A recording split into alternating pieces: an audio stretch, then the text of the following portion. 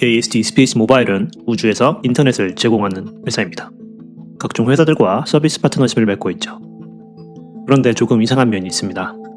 이 회사들이 AST에 직접적인 투자를 한다는 거죠. 지금까지 투자한 금액이 무려 4,500억입니다. 자세히 들여다보니 더 이상한 일이 있습니다. 바로 버라이전. 이 회사는 원래 AST와 AT&T의 파트너십을 방해했습니다. 그런데 갑자기 입장을 바꿔서 AST를 지지하는데요. 그들은 왜 갑자기 이런 변덕을 부린 걸까요? 이 퍼즐들을 하나하나 맞춰가면 AST에 투자할 이유를 알 수 있습니다. AT&T, 미국의 최대 통신사입니다. AST의 가장 든든한 후원자 중 하나죠. 여기 왼쪽에 있는 분이 AST의 창업자 아벨 아벨란이고요. 오른쪽에 있는 분이 AT&T의 Head of Network, 크리스 셈바입니다. 이 크리스 셈바는 인터뷰에서 말합니다.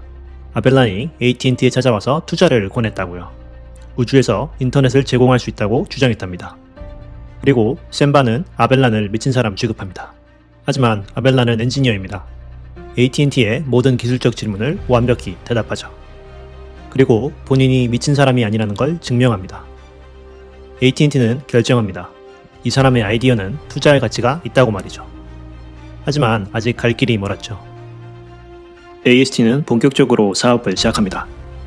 그들의 사업 모델을 현실화시키기 위해선 FCC라는 정부기관의 허가를 받아야 됩니다. 그래서 코로나가 창궐하던 2020년, 그들은 꿈과 희망을 담고 FCC에 문서를 제출합니다. AT&T의 주파수를 이용하는 허가를 받기 위해서죠. AT&T도 문서를 제출합니다.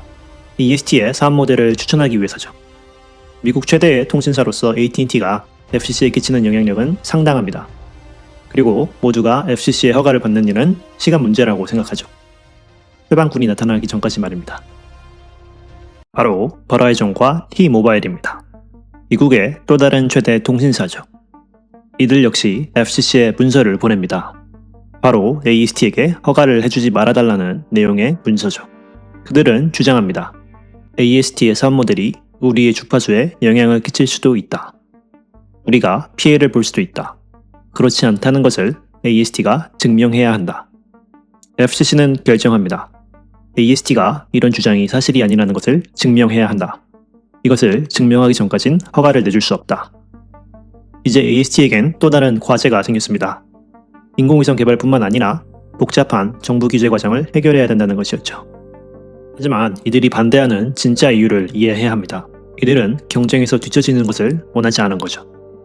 지금까지 통신사들은 가격 경쟁만을 통해서 고객을 확보했습니다. 본인들만의 차별화된 서비스, 그런 것 없습니다. 싼 가격이 유일한 차별화죠. 그러한 이유로 주가 역시 큰 발전이 없습니다.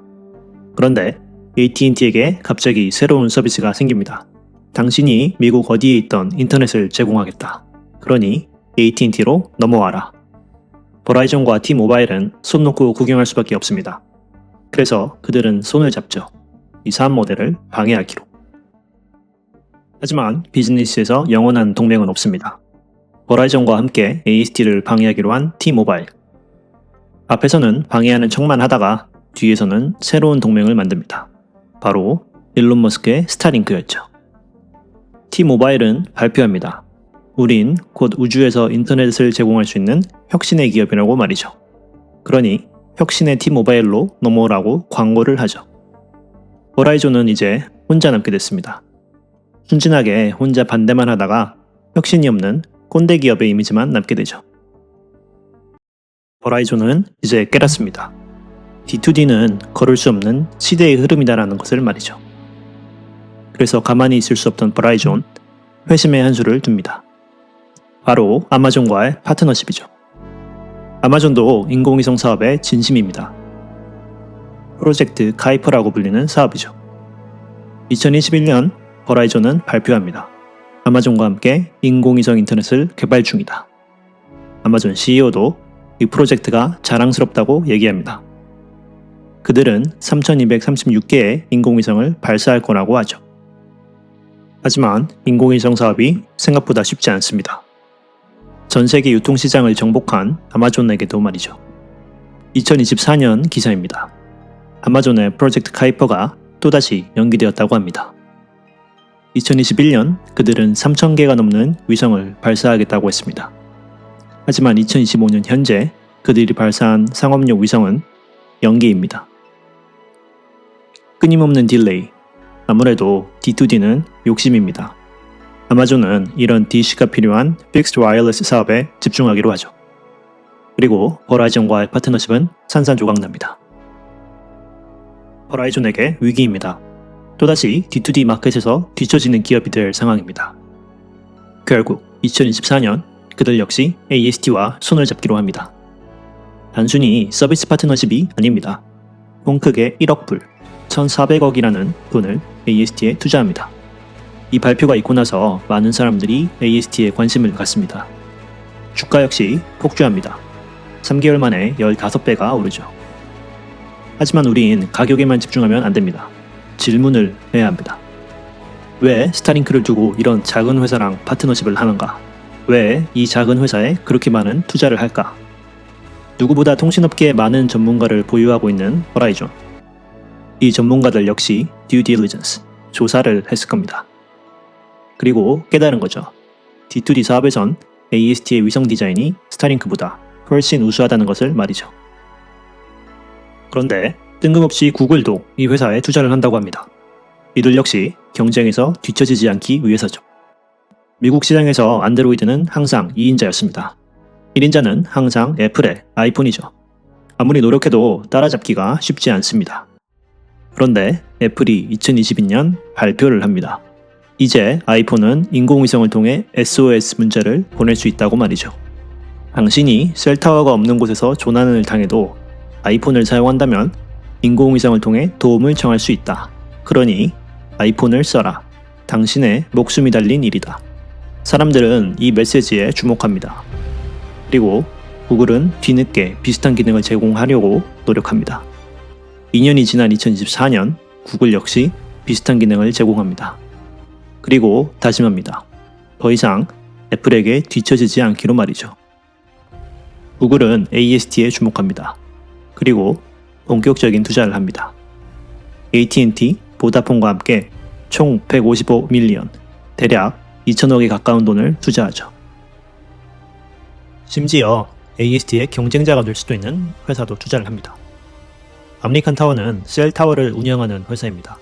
미국에서 가장 많은 셀타워를 보유하고 있죠. 이들은 셀타워의 한계를 누구보다 잘 이해하고 있습니다. 외진 지역에 셀타워를 짓는 것은 돈을 잃는 사업입니다. 그리고 그들은 이 문제를 해결하고 싶어 하죠. 이들도 AST에 주목합니다. AST의 데이터가 있다면 어느 지역에 셀타워를 짓는 게 효율적인지 알 수 있습니다. 그래서 본인들의 최고 기술 책임자 에드 넵을 보냅니다. AST의 기술이 진짜인지 확인하기 위해서죠. 이 사람 역시 아벨란을 의심합니다. 그리고 아벨란과 많은 대화를 나누고 AST의 공장을 직접 방문합니다. 그리고 그 역시 확신을 가지게 됩니다. AST의 기술은 진짜라는 확신이죠. 이 회사에 투자하기 위해선 확신이 있어야 됩니다. AST의 투자 파트너들은 끊임없는 조사를 통해 확신을 가지게 됐습니다. 저 역시 부족하지만 끊임없는 조사를 통해 확신을 가지고 이 회사에 투자합니다. 가까운 미래에 전 세계의 모든 이들을 연결시켜줄 회사라는 확신이죠. 이런 50%가 넘는 주가 하락도 견딜 수 있습니다. 펀더멘탈은 변한 게 없기 때문이죠. 저는 이 회사가 전 세계를 연결할 때까지 지켜보며 투자할 겁니다.